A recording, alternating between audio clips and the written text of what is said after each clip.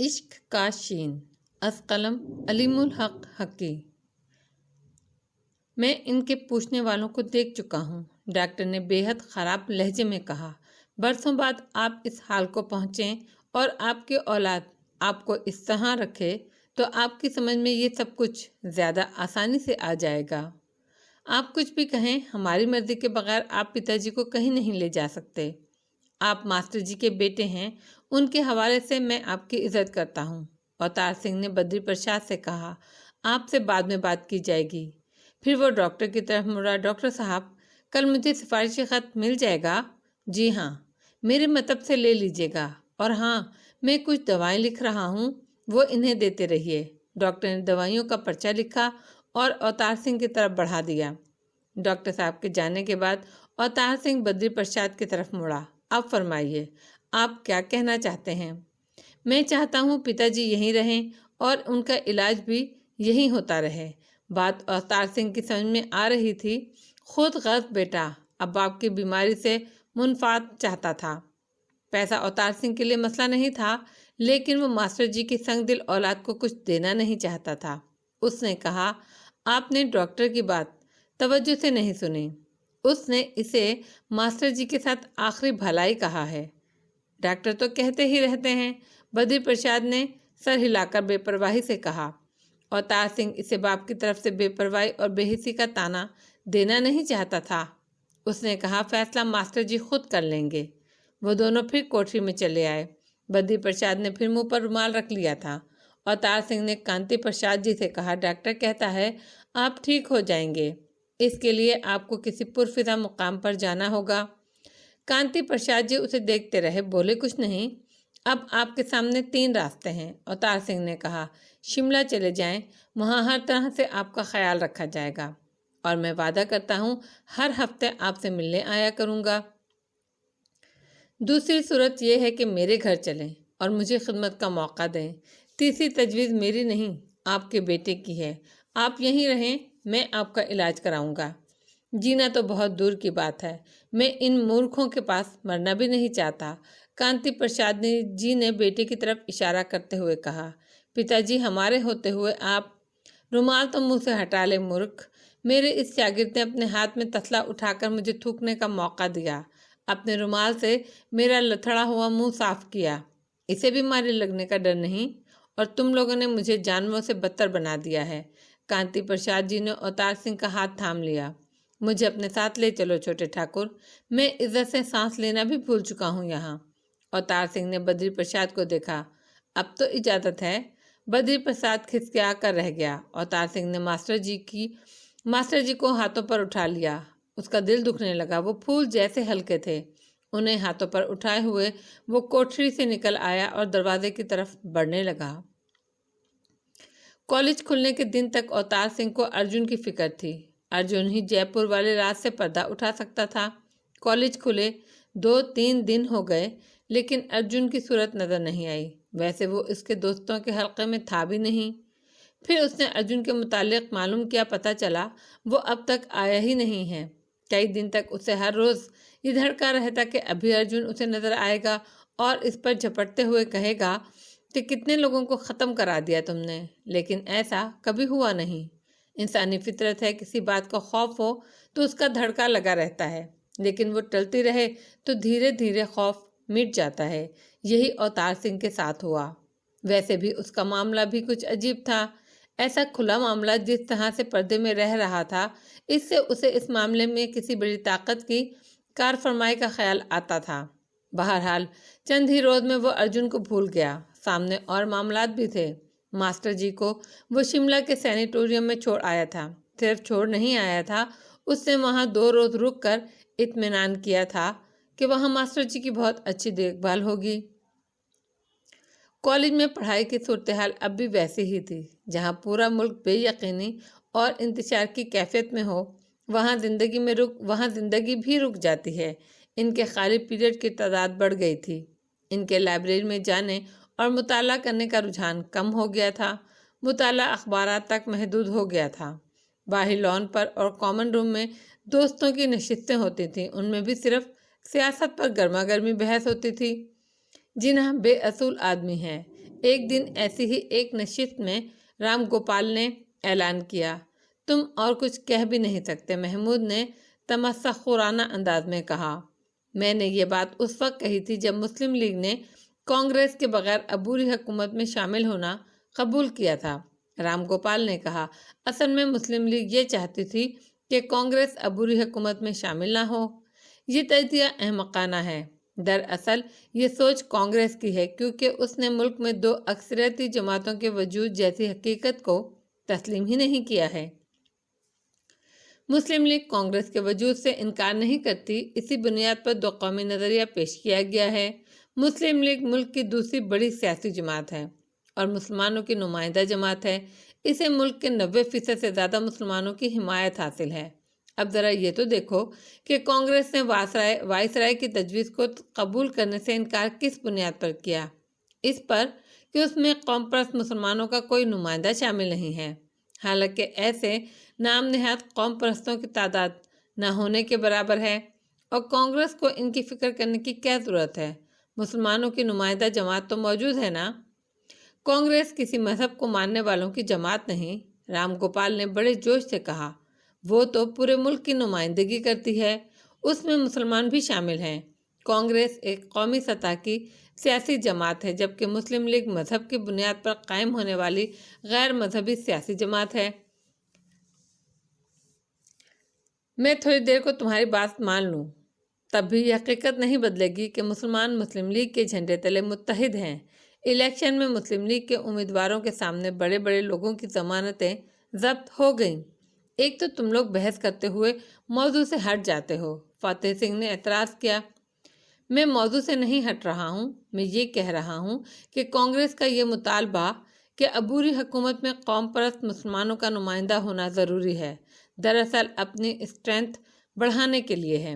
وہ چاہتے ہیں ایک کانگریسی مسلمان کو مسلم لیگی کی جگہ دی جائے، یوں مسلمانوں کا ایک نمائندہ کم ہوگا اور دوسری طرف ان کی طاقت بڑھے گی۔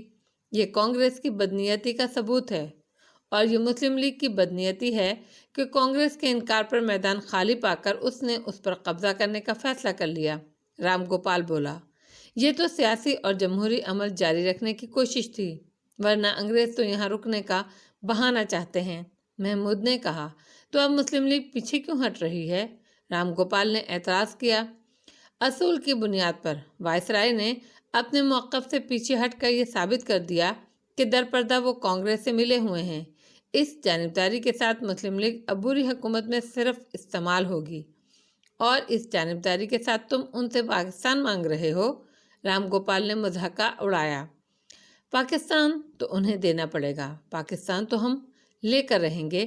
ٹھنڈے دل اور دماغ سے بات کرنے والا محمود ایک دم جذباتی ہو گیا، تم اصول کی بات کرتے ہو۔ مسلم لیگ نے عبوری حکومت سے منہ موڑ کر ثابت کر دیا کہ وہ کانگریس کے ساتھ کسی پلیٹ فارم پر بیٹھنا پسند نہیں کرے گی، اور میں کہتا ہوں کانگریس کا اعتراض وائسرائے اور کانگریس کی ملی بھگت تھا، ڈرامہ تھا۔ کانگریس صرف یہ چاہتی ہے کہ مسلم لیگ مسلمانوں کے نمائندے کی حیثیت سے کہیں بھی نمایاں نہ ہونا پائے۔ اس سازش کے ذریعے انہوں نے مسلم لیگ کے لیے عبوری حکومت میں شامل ہونے کا راستہ ہی نہیں چھوڑا۔ تو یہ تدبیر کی کمی ہے، رچرڈ اچانک بولا۔ مسلم لیگ کا رد عمل وہی رہا جو کانگریس چاہتی تھی۔ مجھے یقین ہے لیگ یہ قیادت بالآخر درست فیصلہ کر لے گی، محمود نے کہا۔ فیصلہ کر لیا انہوں نے، رام گوپال نے طنزیہ لہجے میں کہا۔ 16 اگست ڈائریکٹ ایکشن ڈے ہوگا۔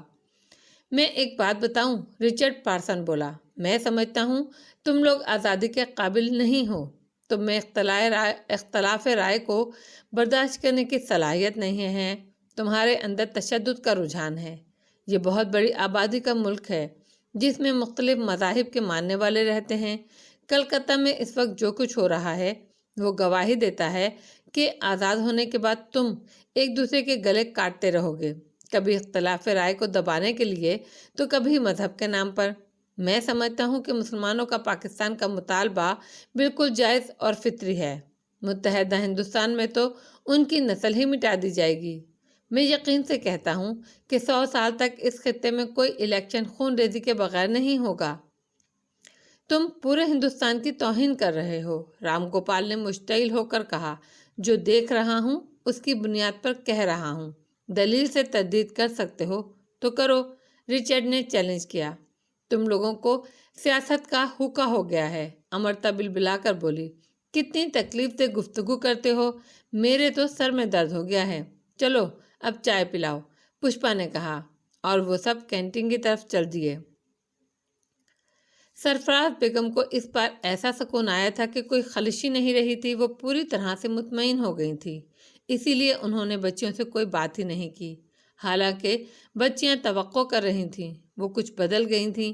چھوٹے ٹھاکر کا تذکرہ کرنا انہوں نے چھوڑ دیا تھا۔ بچیاں ان کی تبدیلی کو گہری نظر سے دیکھ رہی تھیں۔ ایک دن اس طرح گزرا۔ اگلے دن دوپہر کے کھانے کے بعد تینوں بہنیں ساتھ بیٹھی تھیں۔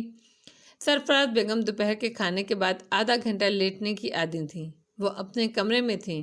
خلاف معمول بات نور بانو نے چھیڑی۔ پرسوں اماں اوپر سے ہو کر آئی ہیں تو چپ چپ ہیں۔ ہاں آپی، انہوں نے کوئی بات ہی نہیں کی۔ مجھے لگتا ہے غبارے سے ہوا نکل گئی ہے، نور بانو نے کہا۔ کیا مطلب؟ حور بانو تنک کر بولی۔ میری بات کی تصدیق ہو گئی ہوگی کسی طرح، نور بانو بولی، ورنہ اماں تو اوپر سے آتے ہی چھوٹے ٹھاکر کا قصیدہ پڑھتی تھی۔ مجھے تو لگتا ہے اماں اس معاملے میں ہم سے خفا ہیں، تمہاری وجہ سے، حور بانو نے اسے الزام دیا۔ جی نہیں، میرے کہنے سے کوئی فرق پڑتا تو وہ اوپر جانا ہی چھوڑ دیتی، نور بانو نے تنک کر کہا۔ 2 دن ہو گئے وہ اوپر نہیں گئی، گلنار بولی۔ اگر وہ اوپر نہیں جاتی تو سمجھ لو چھوٹے ٹھاکر کی اصلیت کھل گئی ہے، میرا کوئی بیچ نہیں اس میں۔ لیکن اسی شام سرفراز بیگم اوپر چلی گئیں۔ اس بار بھی ان کا رویہ پہلے والا تھا۔ لڑکیاں پھر سر جوڑ کر بیٹھی۔ مجھے نہیں لگتا کہ کوئی بڑی بات ہے، حور بانو نے کہا۔ وہ نور بانو سے مخاطب تھی۔ اگر تمہارا اندازہ درست ہوتا تو اماں اوپر جاتی ہی نہیں۔ میں اماں کو سمجھتی ہوں، نور بانو کے لہجے میں فخر تھا۔ کوئی بڑی بات ہو جائے بھی تو اوپر جانا نہیں چھوڑیں گی۔ ان کی طبیعت میں وزاداری ہے، اسے بیٹا کہا ہے تو عمر بھر نبھائیں گی۔ ہاں یہ ضرور ہے، اسے نیچے آنے نہیں دیں گی۔ تم سے تو بس افسانہ نگاری کروا لو، حور بانو نے بھننا کر کہا۔ بے پر کی کوا بنا دیتی ہو۔ میری سمجھ میں بات آ رہی ہے، اچانک گلنار نے کہا۔ لو، بھائی کی آرزومند بہن بھی بولی، نور بانو نے تمسخرانہ انداز میں کہا۔ کیوں؟ یہ کیوں نہیں بول سکتی؟ حور بانو فوراً چھوٹی بہن کی حمایت میں ڈٹ گئی۔ ہاں گلنار، بتاؤ، تمہاری سمجھ میں کیا آیا ہے؟ اس بار جو اماں اوپر گئی تھیں تو چھوٹے ٹھاکر کے لیے کرتا پاجامہ لے کر گئی تھیں۔ ہاں مجھے یاد ہے، حور بانو نے کہا۔ وہ کرتا جو انہوں نے 1 مہینے کی مشقت کے بعد کاڑھا تھا، نور بانو نے عجیب لہجے میں کہا۔ جی، اور بہت خوبصورت کاڑھا تھا، گلنار نے جلدی سے وضاحت کی۔ تم کچھ کہہ رہی تھیں، حور بانو نے گلنار کو آنکھیں دکھائیں۔ میرا خیال ہے باجی کہ چھوٹے ٹھاکر کو امی کا وہ تحفہ اچھا لگا ہوگا۔ اتنا خوبصورت لباس کسے برا لگے گا؟ حور بانو نے بے یقینی سے کہا۔ وہ ہندو ہیں نا، ہندو کرتا بھی اور طرح کا پہنتے ہیں اور ساتھ میں دھوتی ہوتی ہے، تو پھر چھوٹے ٹھاکر نے اس کا اظہار بھی کر دیا ہوگا اماں پر۔ ظاہر ہے اماں کو یہ بات اچھی نہیں لگی ہوگی۔ ہاں یہ ممکن ہے، نور بانو نے کہا۔ تو اب اماں جاتی تو ہیں لیکن ان کے متعلق بات نہیں کرتی۔ صورتحال ایسی تھی کہ اس سے بہتر کوئی بات ان کی سمجھ میں آ نہیں رہی تھی۔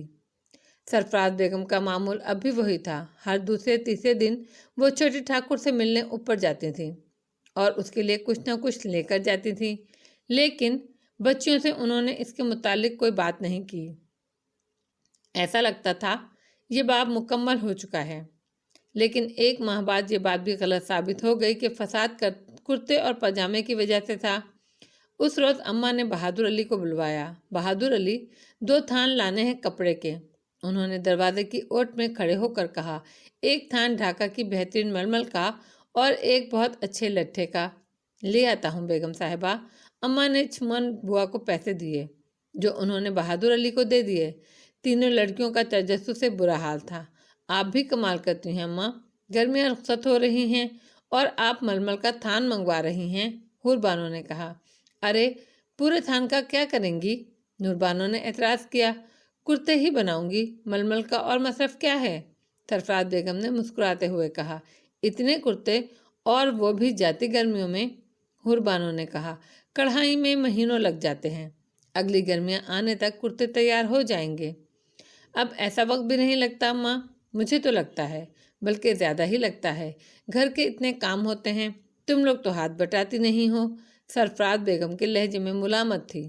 میں رو پیٹ کر ایک کرتا کاٹ لوں مہینے میں تو یہ بھی بڑی بات ہے۔ پھر اب نگاہ بھی تو ساتھ نہیں دیتی، پہلے جیسی نہیں رہی۔ اچھا اماں، ایک کرتا مجھے دے دیجیے گا، میں بھی کاڑھوں گی۔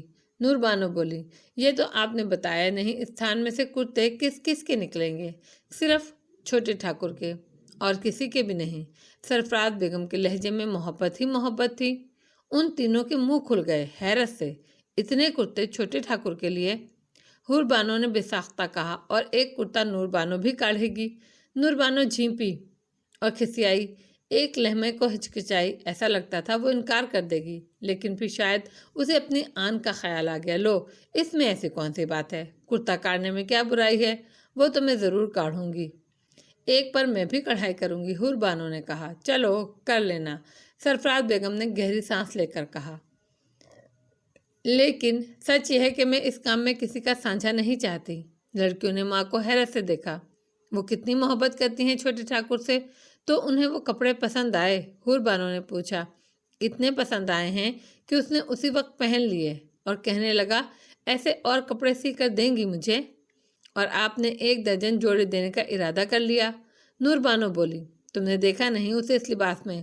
سرفراز بیگم نے کہا، سچ پوچھو تو مغل شہزادہ لگ رہا تھا وہ، اتنا خوبصورت کہ جی چاہے دیکھتے ہی رہو۔ یہ سن کر تینوں لڑکیوں کے دل میں کرتا پاجامے پہنے ہوئے چھوٹے ٹھاکر کو دیکھنے کی خواہش مچلنے لگی۔ دیکھ لیا، میں نے کہا تھا یہ وائسرائے اور کانگریس کی ملی بھگت ہے، محمود جوشیلے انداز میں کہہ رہا تھا۔ اس کا لہجہ فاتحانہ نہیں تھا۔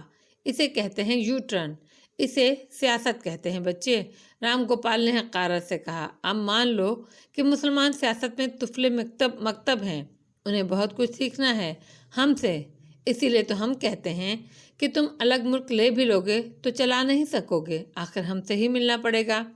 اگر سیاست جھوٹ، مکاری اور منافقت کا نام ہے تو ایسی سیاست کو 7 سلام۔ محمود نے تند لہجے میں کہا، پاکستان نام اس لیے تجویز کیا گیا ہے کہ وہ سرزمین انشاءاللہ ہر گندگی سے پاک ہوگی، اور کانگریس کی گندی سیاست کا جہاں تک تعلق ہے تو اس کا توڑ بھی مسلم لیگ کر لے گی۔ اب کچھ نہیں ہو سکتا، کانگریس ان ہو گئی ہے اور مسلم لیگ آؤٹ، رام گوپال نے فاتحانہ لہجے میں کہا۔ گورنر جنرل کی ایگزیکٹو کونسل کے نمائندے نامزد کیے جا چکے ہیں، وائسرائے نے اعلان کر دیا ہے۔ دیکھ لیا، ہم یہ سازش بھی ناکام بنا دیں گے۔ یہ گفتگو کالج کی کینٹین میں ہو رہی تھی۔ پڑھائی کسی حد تک شروع ہو گئی تھی، لیکن سیاسی ماحول کی درجہ حرارت نے اب بھی اساتذہ اور طلبہ کو اپنی لپیٹ میں لے رکھا تھا۔ پڑھائی کا ماحول تھا ہی نہیں۔ ستمبر کا مہینہ شروع ہو چکا تھا۔ سیاسی صورتحال ہر پل رنگ بدل رہی تھی۔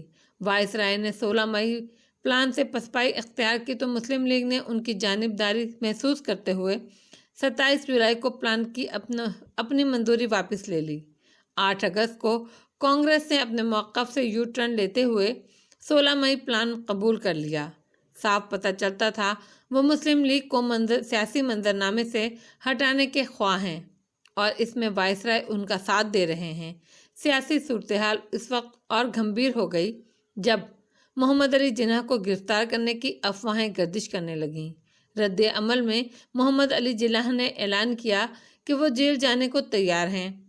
24 اگست کو وائسرائے نے اعلان کیا کہ تاج برطانیہ نے گورنر جنرل کے ایگزیکٹو کونسل کے اراکین کے استعفے منظور کرتے ہوئے نہرو، پٹیل، راجندر پرساد، آصف علی، راج گوپال آچاریہ، سرت چندر بوس، چند متھائی، سردار بلدیو سنگھ، شفاعت احمد خان، جگ جیون رام، سید علی ظہیر اور CH بھابھا کو ان کی جگہ ایگزیکٹو کونسل کے لیے نامزد کر دیا ہے۔ اس کے علاوہ لارڈ ویول نے 5 غیر مسلم لیگی اراکین کی نشستوں کی تقرری کا اختیار بھی کانگریس کو دے دیا۔ اسی شام وائسرائے نے ریڈیو پر عبوری حکومت کی تشکیل کا اعلان کر دیا۔ اس کے جواب میں محمد علی جناح نے تقسیم ہند اور قیام پاکستان کا مسلم لیگ کا مطالبہ شد و مت سے دہرایا۔ تاہم 2 ستمبر کو مسلم لیگ کی نمائندگی کے بغیر عبوری حکومت قائم ہو گئی۔ اوتار سنگھ دوستوں کے سیاسی تبصرے بھی غور سے سنتا تھا اور خود بھی سوچتا تھا۔ اس کا تجزیہ تھا کہ انگریزوں نے کانگریس کے ساتھ مل کر یہ بہت گہری چال چلی ہے۔ اس کے 2 مقصد ہیں، ایک تو مسلمانوں کو مایوس کرنا اور دوسرے مسلم لیگ پر ان کے اعتماد میں شگاف ڈالنا۔ یہ فطری امکان اپنی جگہ تھا کہ فرقہ وارانہ فسادات کے نتیجے میں مسلمانوں کی جانوں کے ضیاع کے پیش نظر مسلمان بددل ہو کر مسلم لیگ کی جماعت سے ہاتھ اٹھا لیں اور پاکستان کے مطالبے سے دستبردار ہو جائیں۔ وہ سمجھتا تھا یہ آزمائش مسلم لیگ کی قیادت کی نہیں، عام مسلمانوں کی ہے۔ اگر اس وقت وہ ڈگمگا گئے تو مسلم لیگ کی قیادت کا تدبر، حوصلہ اور عزم بھی کچھ نہیں کر سکے گا۔ مسلمان عوام کی آزمائش اس اعتبار سے بھی سخت تھی کہ ہندو انہیں تانے دیں گے کہ کتنی آسانی سے مسلم لیگ کو اقتدار سے باہر کر دیا گیا ہے، اور یہ کہ یہ بہت بڑی ناکامی ہے۔ اب مسلمان اس آزمائش میں پورے اترتے ہیں یا نہیں، اس کا فیصلہ تو آنے والے وقت کو ہی کرنا تھا۔ اوتار سنگھ تو پہلی بار سیاست اور اقتدار کے کھیل کو عملی شکل میں اتنے قریب سے دیکھ رہا تھا۔ وہ خود کو غیر جانبدار رکھنے کی کوشش کر رہا تھا، لیکن اس غیر جانبداری کے نتیجے میں اس کی ہمدردیاں مسلمانوں کے ساتھ تھیں۔ فرقہ وارانہ فسادات کے ذریعے انہیں پاکستان بنانے سے روکنے کی کوشش کی جا رہی تھی، یہ سمجھے بغیر کہ اس طرح تو مسلمانوں کو عدم تحفظ میں مبتلا کیا جا رہا ہے۔ یہ باور کرایا جا رہا ہے کہ ان کی بقا کی واحد صورت قیام پاکستان ہے۔ کسی کو یہ خیال نہیں آیا کہ مسلمانوں کو صرف محبت اور امن سے قائل کیا جا سکتا ہے۔ اوتار سنگھ کے نزدیک قیام پاکستان اب ناگزیر تھا۔ تم کہاں کھوئے ہوئے ہو؟ ریٹا پارسن نے اسے چونکا دیا۔ کہیں نہیں، میں تو یہی ہوں۔ کل سیٹرڈے ہے، ہمارے گھر پارٹی ہے، آؤ گے؟ ریٹا کے لہجے میں لگاوٹ تھی۔ سوری، میں نہیں آ سکتا۔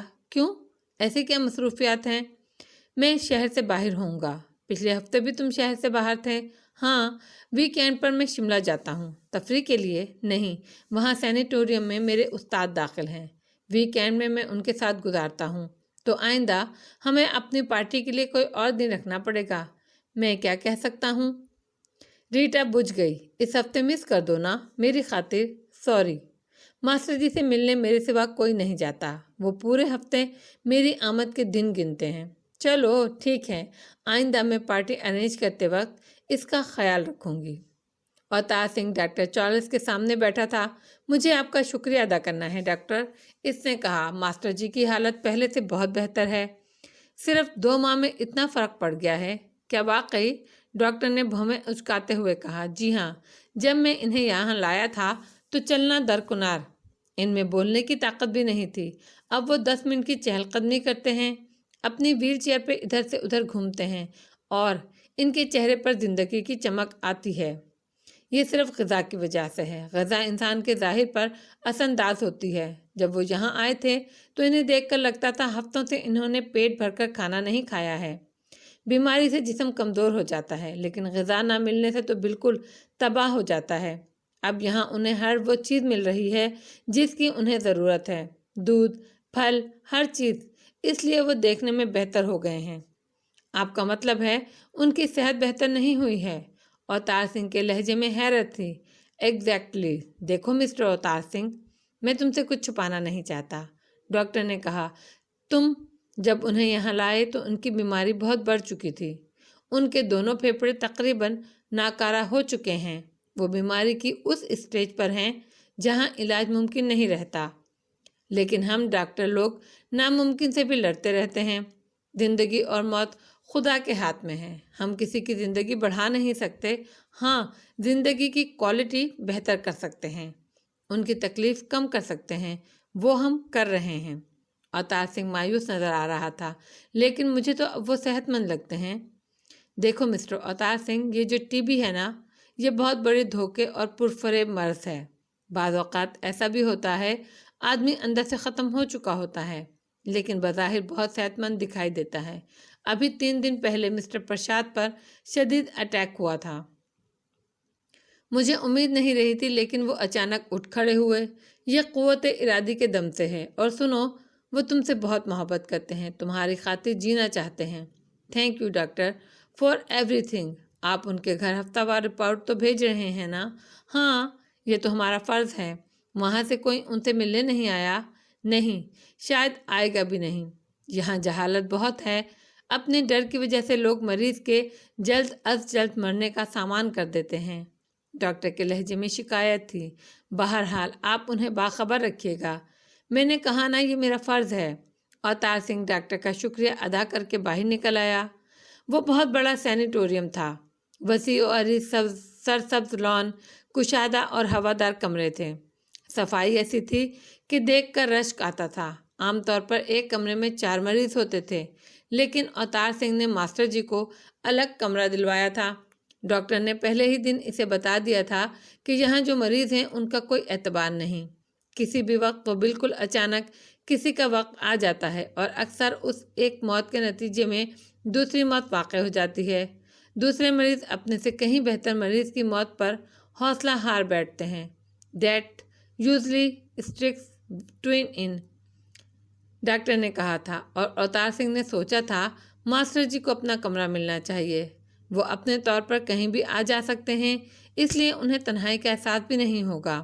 موت کے پلٹنے والے وار سے بھی بچے رہیں گے۔ ایک کمرے میں 24 گھنٹے ساتھ رہنے والے مریض کی موت زیادہ اثر انداز ہوتی ہوگی۔ وہ ماسٹر جی کے کمرے میں داخل ہوا۔ وہ بستر پر لیٹے تھے۔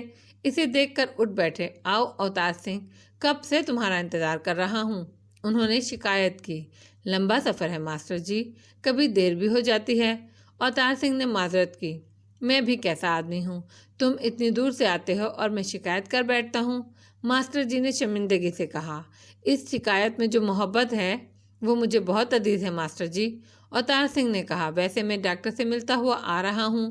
وہ کہہ رہا تھا آپ نے بہت تیزی سے ریکور کیا ہے، کچھ ہی عرصے میں آپ یہاں سے جا سکیں گے۔ کہاں جا سکوں گا؟ کہاں جاؤں گا؟ ماسٹر جی نے گھبرا کر پوچھا۔ میرے ساتھ، میرے گھر۔ ماسٹر جی نے سکون کی سانس لی۔ ارے ڈاکٹر تو بہلاتے ہیں، میں جانتا ہوں کہ میں جب تک زندہ ہوں یہیں رہوں گا، یہاں سے مر کر ہی نکلوں گا۔ ایسی تو باتیں نہیں کریں ماسٹر جی، اوتار سنگھ نے کہا، پھر تیزی سے موضوع بدلا۔ یہ بتائیں آپ کو کسی چیز کی ضرورت تو نہیں؟ ماسٹر جی نے سرد آہ بھرتے ہوئے کہا۔ ضرورتیں کہاں پیچھا چھوڑتی ہیں، مگر سب پوری بھی تو نہیں کی جا سکتی۔ مجھے بتائیں، شاید میں کچھ کر سکوں۔ کوئی کچھ نہیں کر سکتا، پھر بھی دل چاہتا ہے کاش کبھی بچے مجھ سے ملنے آ جاتے۔ بچوں کے بچے بہت یاد آتے ہیں مجھے۔ ماسٹر جی کے لہجے میں تڑپتی ہوئی حسرت تھی۔ اوتار سنگھ کے دل پر گھونسا لگا۔ اس میں تو میرا قصور ہے ماسٹر جی، اس نے معذرت خوانا لہجے میں کہا۔ ان کو میں نے یہاں کا پتہ ہی نہیں بتایا۔ اب کے واپس جاؤں گا تو انہیں بتا دوں گا۔ تم مہان ہو چھوٹے ٹھاکر، لیکن جھوٹ بولتے ہوئے اچھے نہیں لگتے، ماسٹر جی نے بہت پیار سے کہا۔ مجھے معلوم ہے تم ایسے نہیں ہو کہ انہیں بے خبر رکھو، مگر میں جانتا ہوں وہ میرے مرنے پر بھی نہیں آئیں گے۔ آپ اتنی سخت بات کیسے کہہ سکتے ہیں؟ میں ہی تو ہوں کہہ سکتا ہوں۔ انہیں پیدا کیا، پالا پوسا میں نے، ان کی رگ رگ سے واقف ہوں میں۔ ارے یہ تو شملہ بہت دور ہے، اتنا دور جیسے دھرتی سے آکاش۔ انہوں نے تو مجھے وہاں اس کاٹ کباڑ کوٹری میں پھینک دیا تھا۔ میں 1.5 مہینے وہاں پڑا رہا۔ وہ ایک گھر میں ہوتے ہوئے مجھ سے ملنے نہیں آئے، کسی پوتے پوتی کی شکل نہیں دیکھی میں نے۔ میں جانتا ہوں جس روز ڈاکٹر نے مجھے بتایا کہ مجھے ٹی بی ہے، اسی روز میں ان سب کے لیے اور وہ میرے لیے مر گئے تھے۔ تم نہ آتے تو میری مٹی وہیں خراب ہونی تھی۔ آج میں یہاں عزت سے جی رہا ہوں تمہاری وجہ سے، ورنہ مجھے تو عزت کی موت بھی نصیب نہیں ہوتی۔ اچھا چھوڑیے ان باتوں کو، آئیے لان میں چلیں۔ کیا کروں گا وہاں جا کے؟ میں یہیں ٹھیک ہوں، ماسٹر جی نے آزادگی سے کہا۔ کرنا کیا ہے، باتیں کریں گے خوب ساری، اور یہ نہ بھولیں آپ میرے ماسٹر جی ہیں۔ یہ میں کیسے بھول سکتا ہوں؟ میرے ذہن میں بے شمار سوال ہیں جن کا جواب آپ کو دینا ہے، اور اس کے لیے کھلی فضا ضروری ہے۔ ماسٹر جی مسکرائے، ان کی آنکھیں چمکی اور پورا چہرہ ایک دم روشن ہو گیا۔ یہ تو ہے، انہوں نے چہک کر کہا، جب سے تمہیں دیکھا ہے ایسا ہی دیکھا ہے، ہمیشہ سوالات سے بھرے ہوئے ہوتے ہو تم۔ جستجو، تجسس اور تلاش، یہی زندگی ہے تمہاری۔ سچ تو یہ ہے کہ میں تمہارے تمام سوالوں کے شافی جواب کبھی نہیں دے سکا، مگر خیر چلو آج پھر کوشش کرتے ہیں۔ وہ اٹھ کھڑے ہوئے۔ اوتار سنگھ جلدی سے قریب رکھی ویل چیئر ان کے پاس اٹھا لایا۔ اس کی ضرورت نہیں ہے، میں ویسے ہی چلوں گا، ماسٹر جی نے کہا۔ ابھی اس پر بیٹھ جائیے، بعد میں لان پر چہل قدمی کریں گے۔ ماسٹر جی ویل چیئر پر بیٹھ گئے۔ اوتار سنگھ اسے دھکیلتا ہوا کمرے سے باہر لے آیا۔ اسے خوشی تھی کہ اس کی یہ پڑھنے اور سوال کرنے کی ترکیب اب بھی کارآمد ہے۔ اس سے ماسٹر جی کی مایوسی ہمیشہ دور ہو جاتی ہے اور وہ زندگی اوڑھ لیتے ہیں۔ انہیں اپنے کارآمد اور مؤثر ہونے کا احساس ہوتا ہے اور زندگی میں مقصدیت نظر آتی ہے۔ وہ لان کی طرف بڑھتے رہے۔ سرفراز بیگم چھوٹے ٹھاکر کے لیے کوفتے لے کر اوپر پہنچی تو وہاں سناٹا تھا۔ چھوٹے ٹھاکر، انہوں نے پکارا۔ ایک کمرے سے رنجنا نکلی۔ ارے بڑی بیگم آئیے، چھوٹا ٹھاکر کہاں ہے؟ میں اس کے لیے کوفتے لائی ہوں۔ وہ تو گھر میں نہیں ہے بڑی بیگم، ہفتے کو وہ شملہ چلے جاتے ہیں، اتوار کو واپس آتے ہیں۔ سرفراز بیگم کو حیرت ہوئی، وہ بے خبر ہیں؟ اسے اب اتفاقی کہا جا سکتا ہے کہ ہفتہ یا اتوار کو کبھی ان سے ملنے نہیں آئیں۔ کیوں، خیریت تو ہے؟ انہوں نے پوچھا۔ وہ ماسٹر جی وہاں ہسپتال میں داخل ہیں، چھوٹا ٹھاکر وہاں جا کر ایک دن ان کے ساتھ گزارتے ہیں۔ کون ماسٹر جی؟ ماسٹر جی کو نہیں جانتی آپ؟ وہ ہمارے ساتھ ہی تو یہاں رہتے تھے۔ اچھا۔ اچانک سرفراز بیگم کو ماسٹر جی یاد آ گئے۔ کیا ہوا انہیں؟ تمہارے گاؤں والے ہیں؟ واقعے میں یہاں آئے تھے؟ جی بڑی بیگم، ان کی طبیعت خراب ہو گئی تھی، انہی کی وجہ سے تو ہم بھی گاؤں نہیں جا سکے تھے۔ تو طبیعت زیادہ خراب ہو گئی ان کی؟ پتہ نہیں، یہاں تو کچھ ٹھیک تھے۔ ہم سے کہنے لگے گھر جاؤں گا، بچوں سے ملنا ہے، چلے گئے۔ پھر چھوٹے ٹھاکر واپس آئے تو اپنے دکھ میں ان کو بھولے رہے۔ یاد آئے تو ہم سے پوچھا، ہم نے بتایا وہ تو اپنے گھر چلے گئے ہیں، جب سے واپس نہیں آئے۔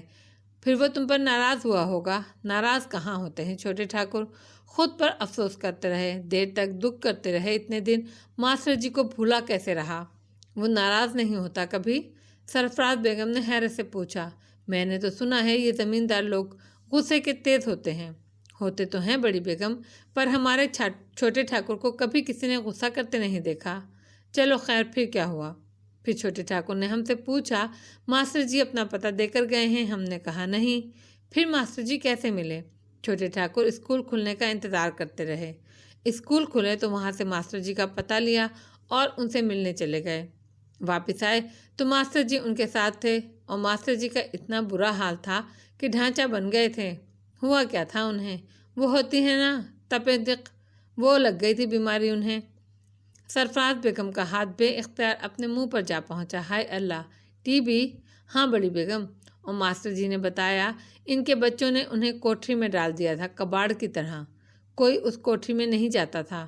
ایک نوکرانی اپنے منہ پر کپڑا ڈال کر دور سے ان کے پاس کھانا رکھ جاتی اور بعد میں برتن لے جاتی تھی۔ ٹی بی کے مریض کے ساتھ ایسا ہی ہوتا ہے، لگنے والی بیماری ہے نا؟ پر ہمارے چھوٹے ٹھاکر تو رات بھر ماسٹر جی کے پاس بیٹھے روتے رہے، کہتے تھے ماسٹر جی کا یہ حال میری وجہ سے ہوا ہے۔ میں کیسے باپ جیسے استاد کو بھول کر بیٹھ گیا۔ ماسٹر جی، میں تو بولنے کی طاقت بھی نہیں تھی۔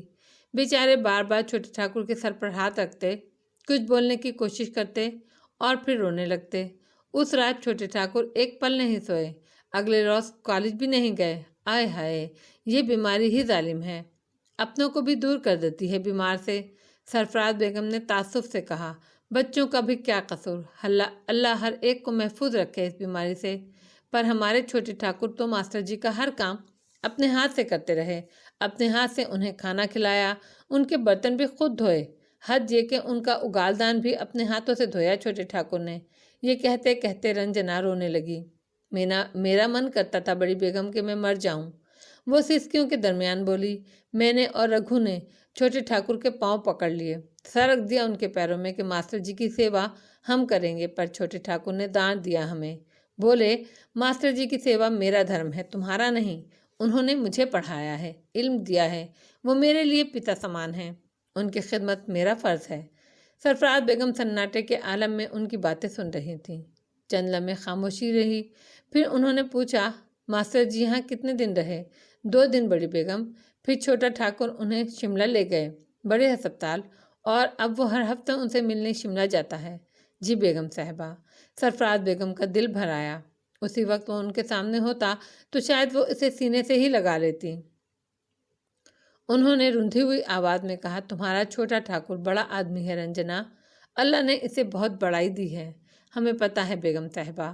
رنجنا پھر رونے لگی۔ بھگوان ہمیں سدا ان کے چرنوں میں رکھے۔ ایسا ہوا تو سمجھیں گے جیون سفل ہو گیا اپنا۔ دیر تک خاموشی چھائی رہی۔ وہ دونوں ہی اوتار سنگھ کے بارے میں سوچ رہی تھیں۔ دسمبر کا مہینہ آ گیا، سردیاں شروع ہو گئیں، مگر ہندوستان اپنے سیاسی ماحول کے اعتبار سے جون کے مہینے میں جی رہا تھا۔ ہندوؤں اور مسلمانوں کے درمیان نفرت کی خلیج بڑھتی جا رہی تھی۔ عقل والوں کی سمجھ میں آ رہا تھا کہ بلوائیوں کی وجہ سے قیام پاکستان ناگزیر ہوتا جا رہا ہے۔ 2 ستمبر کو مسلم لیگ کے نمائندے کے بغیر عبوری حکومت قائم ہو گئی۔ مسلم لیگ کے قائدین نے صورتحال کا جائزہ لیا۔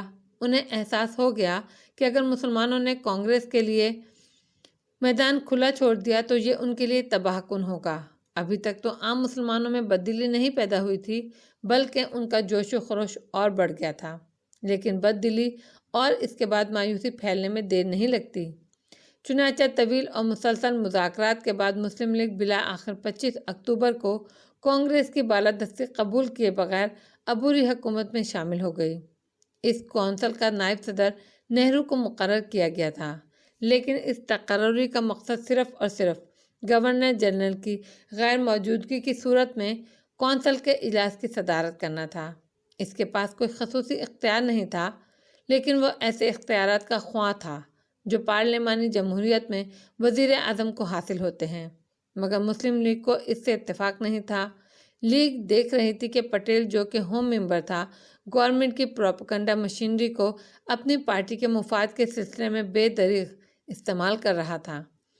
اس صورتحال میں یہ اتحاد تناؤ سے بھرپور شراکت کے مترادف تھا اور اسے ایک طرح کی مصلح جانبداری کہا جا سکتا تھا۔ کالج کا ماحول بھی بے حد کشیدہ تھا۔ محمود اور رام گوپال کے درمیان نفرت اتنی بڑھ گئی کہ اب وہ ایک دوسرے کی صورت دیکھنے کے روادار بھی نہیں تھے۔ رام گوپال نے دوستوں کو بھی چھوڑ دیا تھا۔ سنا گیا تھا وہ ان انتہا پسند ہندوؤں کے درمیان رہنے لگ گیا ہے۔ ماسٹر جی کو شملہ میں رہتے 4 مہینے ہو گئے تھے۔ ان کی ظاہری حالت تو بہتر تھی، لیکن ڈاکٹر ان کے بارے میں پر امید نہیں تھے۔ ان کا کہنا تھا مرض بہت بڑھ چکا ہے، اس مرض میں ظاہری بہتری قابل اعتبار نہیں ہوتی۔ ماسٹر جی اس بات کو بہت محسوس کرتے تھے کہ ان سے ملنے کے لیے اوتار سنگھ کے سوا کوئی نہیں آتا۔ یہ بات نہیں کہ انہیں اپنے بیٹوں سے کوئی اس طرح کی امید ہو، لیکن اس کے باوجود اس کا جی چاہتا تھا ان کا کوئی بیٹا کبھی ان سے ملنے کے لیے آئے۔ اوتار سنگھ کو اس کی فکر لگ گئی تھی۔ وہ ماسٹر جی کی یہ آرزو پوری کرنا چاہتا تھا۔ اسے کوئی امید تو نہیں تھی، لیکن اس نے ماسٹر جی کی خاطر کوشش کرنے کا فیصلہ کر لیا۔ اس شام اس نے بازار سے پھل اور مٹھائیاں خریدی، بچوں کے لیے کھلونے لیے اور ماسٹر جی کے گھر کی طرف چل دیا۔ اس کی دستک پر دروازہ بدری پرساد نے کھولا۔ اسے دیکھ کر وہ بڑے پرتپاک انداز سے مسکرایا اور ہاتھ جوڑ کر نمسکار کہا۔ اوتار سنگھ کا حوصلہ بڑھ گیا۔ اس پرتپاک خیر مقدم کا اس نے سوچا نہیں تھا۔ اس کا تو خیال تھا ان کا رویہ اس کے ساتھ معاندانہ ہوگا۔ اس نے بھی نمسکار کیا۔ کیسے ہیں بدری بھیا؟ اس نے اپنائیت سے کہا۔ آئیے نا، دروازے پر کیوں کھڑے ہیں؟ اوتار سنگھ اس کے ساتھ اندر چلا گیا۔ بدری پرساد نے اسے کمرے میں بٹھایا۔ آپ بیٹھیں، میں ابھی آیا۔ اس نے کہا، اس وقت میرے دونوں بھائی بھی موجود ہیں، ان سے بھی آپ کی ملاقات ہو جائے گی۔ بچوں کو بھی بلا لیجیے گا۔ تھوڑی ہی دیر میں بدری پرساد اپنے چھوٹے بھائیوں کے ساتھ آیا۔ یہ میرے بڑے بھائی ہیں رام پرساد، اور یہ سب سے چھوٹا ہے ہری۔ ان دونوں نے بھی اوتار سنگھ کو بڑے اتفاق سے نمسکار کیا۔ پتا جی آپ کی بہت باتیں کرتے تھے، ہری پرساد نے کہا، بہت تعریف کرتے تھے آپ کی۔ آپ سب سے مل کر بڑی خوشی ہوئی۔ بچے کہاں ہیں؟ اسی لمحے 2 عورتیں 3 بچوں کے ساتھ کمرے میں آئیں۔ ان میں ایک عورت اور سب سے بڑے لڑکے سے وہ پچھلی بار مل چکا تھا۔ یہ میری بھابھی ہیں رادھا، یہ میری پتنی ہے سادھنا، بدری پرساد تعارف کرا رہا تھا۔ یہ بھیا کا بیٹا گنگا، یہ بھیا کی بیٹی کانتا، اور یہ میرا بیٹا مرلی۔ اوتار سنگھ نے دونوں عورتوں کو نمسکار کیا۔ آپ کیسی ہیں بھابھی؟ پھر پھل اور مٹھائیاں بڑی بھابھی کی طرف بڑھائیں۔ ماسٹر جی نے مجھ سے تاکید کر کے کہا تھا اور پیسے دیے تھے کہ آپ لوگوں کے لیے ان کی طرف سے مٹھائی اور پھل لے کر جاؤں۔ رادھا نے دونوں چیزیں لیں اور سادھنا کے ساتھ کمرے سے چلی گئی۔ اوتار سنگھ نے بچوں کو بلایا، انہیں کھلونے دیے۔ یہ تمہارے دادا جی نے بھجوائے ہیں۔ دادو تاں؟ سب سے چھوٹے مرلی نے تتلاتے ہوئے پوچھا۔ تمہارے دادو ہسپتال میں ہیں، تم سب کو بہت یاد کرتے ہیں، اوتار سنگھ نے کہا۔ ماتا جی مجھے دادو کے پاس جانے ہی نہیں دیتی۔ اچھا اب تم لوگ جاؤ، رام پرساد نے پہلی بار زبان کھولی۔ بچوں کے جانے کے بعد رام پرساد اوتار سنگھ سے مخاطب ہوا۔ آپ نے بہت تکلیف کی اوتار سنگھ جی۔ کیا مطلب؟ مطلب یہ کہ پتا جی سب کچھ نہیں بیچ سکتے، ان کے پاس پیسے ہی نہیں تھے۔ آپ غلط سمجھ رہے ہیں، یہ درست ہے کہ ماسٹر جی کے پاس پیسے نہیں تھے، مگر اب ہیں، اور یہ سب کچھ انہوں نے ہی بھیجا ہے۔ میری طرف سے ان کی 2 مہینے کی فیس تھی، وہ میں نے ادا کی، اور اب ہر ماہ انہیں فیس دیتا ہوں۔ رام پرساد اسے بہت غور سے دیکھ رہا تھا۔ سینیٹوریم کے اخراجات کم تو نہیں ہوں گے؟ وہ تو میری ذمہ داری ہے، فرض ہے میرا، اور یقین کریں مجھے ماسٹر جی کا نام لینے کی ضرورت نہیں تھی، میں خود بھی لا سکتا تھا۔ یہ حق ہے میرا۔ ماسٹر جی کا پریوار میرا پریوار ہے، وہ میرے پتا سمان ہیں، تو آپ میرے بھائی ہوئے نا۔ چلو ٹھیک ہے، یہ بتائیے پتا جی کیسے ہیں؟ یہ تو آپ کو بھی معلوم ہوگا، میں نے آپ کا ایڈریس لکھوا دیا تھا، سینیٹوریم والوں کے پاس ہر ہفتے رپورٹ بھیجتے ہوں گے۔ رام پرساد حیران ہونے لگا۔ ہری نے جلدی سے کہا، ہاں بڑے بھیا، ہر ہفتے رپورٹ آتی ہے ڈاک سے۔ مجھے نہیں بتایا تم نے؟ میں نے سوچا آپ خواہ پریشان ہوں گے۔ کیوں، کوئی بہتری نہیں ہوئی؟ مرض بہت بڑھ چکا ہے بڑے بھیا، وہ رپورٹ تو اندر کی بات ہے، اوتار سنگھ نے مداخلت کی۔ آپ انہیں دیکھیں گے تو خوش ہوں گے، دیکھنے میں وہ صحت مند لگتے ہیں، چلتے پھرتے ہیں، چہل قدمی کرتے ہیں، وہ آپ کو بہت یاد کرتے ہیں۔ آپ ان سے ملنے جاتے ہیں؟ ہر ہفتے ویکینڈ میں ان کے ساتھ ہی گزارتا ہوں، اوتار سنگھ نے کہا۔ کبھی آپ بھی چلیے نا۔ کون؟ میں؟ رام پرساد نے حیرت سے کہا، جیسے یہ تصور بھی اس کے لیے قابل قبول نہ ہو۔ میں تو نہیں جا سکتا، میری تو ڈیوٹی ایسی ہے، اور چھٹی مجھے مل نہیں سکتی، آج کل حالات ایسے ہیں۔ اوتار سنگھ نے بدری کی طرف دیکھا۔ بھیا تو عام طور پر رات کو بھی نہیں آتے۔ اس نے جلدی سے کہا، گھر اکیلا نہیں چھوڑا جا سکتا، آپ میں سے کوئی ایک بار بھی چلے تو ماسٹر جی کو بہت فائدہ ہوگا۔ میں کچھ بھی کر لوں، حقیقی بیٹے کا نیم البدل نہیں ہو سکتا۔ وہ شرمندہ نظر آنے لگے۔ ہاں ہری پرساد جا سکتا ہے، بدری نے کہا۔ میں کیسے جا سکتا ہوں؟ ہری ایک دم پریشان ہو گیا۔ ہفتے کو اسکول سے چھٹی کر لو، اتوار کو تو چھٹی ہوتی ہے، اور میری ٹیوشنز، ان سے بھی ایک دن چھٹی کر سکتے ہو۔ ہری کے چہرے پر چند لمحے کشمکش نظر آئی، پھر جیسے باپ کی محبت ہر رکاوٹ پر حاوی آ گئی۔ چلو ٹھیک ہے، میں چلوں گا، اس نے کہا۔ آپ اب کب جائیں گے؟ اس نے اوتار سنگھ سے پوچھا۔ اب کرسمس کی چھٹیاں ہو رہی ہیں نا، اس بار پورا ہفتہ گزاروں گا ماسٹر جی کے ساتھ۔ ہری گھبرا گیا۔ اسکول کی تو چھٹیاں ہوں گی، لیکن ٹیوشن کی اتنی چھٹیاں میں نہیں کر سکتا، پھر امتحان سر پر آ جائے گا، اس نے کہا۔ پھر چند لمحے سوچنے کے بعد بولا، میں امتحان کے بعد آپ کے ساتھ چلوں گا، مارچ یا اپریل میں۔ اوتار سنگھ کا دل بہت دکھا۔ سب سے اچھا بیٹا موت کی دہلیز پر بیٹھے باپ سے ملاقات کے لیے 4 ماہ بعد کا وعدہ کر رہا تھا، دوسرے تو اس کے لیے تیار ہی نہیں تھے۔ کاش ماسٹر صاحب اس وقت تک زندہ رہیں، یہ خوشی تو مل جائے گی انہیں، اس کے دل سے دعا نکلی۔ بہرحال ان لوگوں کی پچھلی بے حسی کے سامنے یہ بہت بڑی کامیابی تھی۔ اوتار سنگھ نے چلتے وقت چند نوٹ رام پرساد کی طرف بڑھائے۔ یہ ماسٹر جی نے آپ لوگوں کے لیے بھجوائے ہیں۔ دوسرے 2 لڑکوں کے چہرے سوج گئے تھے۔ سردی بہت شدید تھی، موسم بدل گیا تھا، مگر زندگی کے معمولات نہیں بدلے تھے، سب کچھ پہلے جیسا تھا۔ گھر کے لوگوں کو اس بات کا تو احساس تھا کہ سیاسی موسم بدل گیا ہے، مگر وہ باہر کی بات تھی، گھر میں اتنی سنگینی نہیں معلوم ہوتی تھی۔ گھر میں اخبار روز آتا تھا، خون ریزی کی خبریں، مسلمانوں کا قتل روز کی بات تھی۔ اس سے گھر کے مکین خوفزدہ تو تھے، لیکن وہ مطمئن بھی تھے کہ اپنے گھر کی 4 دیواری میں وہ محفوظ ہیں۔ حور بانو اور نور بانو ابھی تک ایک کرتے کی کڑھائی مکمل نہیں کر سکی تھیں، جبکہ سرفراز بیگم تیسرے کرتے کی کڑھائی کر رہی تھیں۔ باریک کام کے لیے ان کی نگاہ پہلے جیسی نہیں رہی تھی، لیکن مشق بہرحال بڑی چیز ہوتی ہے۔ لڑکیوں نے کڑھائی تو سیکھی تھی، مگر ابھی نو آموز تھیں، بلکہ باقاعدہ کڑھائی کرنے کا تو وہ ان کا پہلا موقع تھا۔ کچھ یہ بھی تھا کہ خوبصورتی کے شوق میں انہوں نے بہت باریک اور نفیس اور مشکل ڈیزائن منتخب کیا تھا۔ ہر روز وہ تھوڑا سا کام کرتیں اور ماں کو دکھاتیں۔ بعض اوقات انہیں کام دوبارہ کرنا پڑتا۔ سرفراز بیگم کا معمول اب بھی وہی تھا۔ ہر دوسرے تیسرے روز وہ اوپر جاتیں اور خالی ہاتھ کبھی نہیں جاتیں۔ اوپر وہ کم از کم 2-3 گھنٹے گزارتیں، لیکن چھوٹے ٹھاکر کے بارے میں ان لوگوں سے اب وہ بات نہیں کرتی تھیں۔ لڑکیوں کو بہت تجسس تھا۔ ان کی سمجھ میں یہ بات نہیں آتی تھی کہ اماں نے چھوٹے ٹھاکر کے متعلق بات کرنا کیوں چھوڑ دیا ہے، جبکہ وہ اس سے خفا بھی نہیں ہیں، بلکہ ان کے لیے ان کی محبت اور بڑھ گئی ہے۔ اس روز نور بانو نے اپنا کڑھائی والا گلا انہیں دکھایا۔ وہ جائزہ لینے کے بعد بولی، یہ بوٹا دوبارہ بناؤ بیٹا، صفائی نہیں آئی اس میں۔ ادھر وہ ہر روز 10-20 مسلمانوں کو مار رہے ہیں اور یہاں ہم ان کے لیے کرتا کاٹ رہے ہیں۔ نفاست اور صفائی سے، نور بانو نے تنک کر کہا۔ سرفراز بیگم نے چونک کر اسے دیکھا۔ اس کا یہ رد عمل غیر معمولی تھا۔ وہ تو بڑے دھیمے مزاج کی لڑکی تھی۔ وہ بات ہی کم کرتی تھی اور سخت بات تو اس کے مزاج میں تھی ہی نہیں۔ چھوٹی ٹھاکر کے معاملے میں البتہ وہ ترشرو ہو گئی تھی۔ بیگم صاحبہ، سرفراز بیگم کو غصہ بالکل نہیں آیا۔ انہوں نے بڑی بےرخی سے سرد لہجے میں کہا، لاؤ بیٹا، یہ مجھے دے دو۔ میں تو یہ کام تم میں سے کسی سے کروانا بھی نہیں چاہتی تھی۔ تم لوگ خود ہی گھسیں اس میں۔ یہ سچی بات آپ کے لیے نہیں، وہ بھی آپ کو کڑوی لگتی ہے اماں۔ یہ بات سچی ہے نہ کڑوی، یہ تو جہالت کی بات ہے۔ سرفراز بیگم نے نرم لہجے میں کہا، اول تو جو مسلمانوں کو قتل کر رہے ہیں وہی اس کے ذمہ دار ہیں، نہ کہ تمام ہندو۔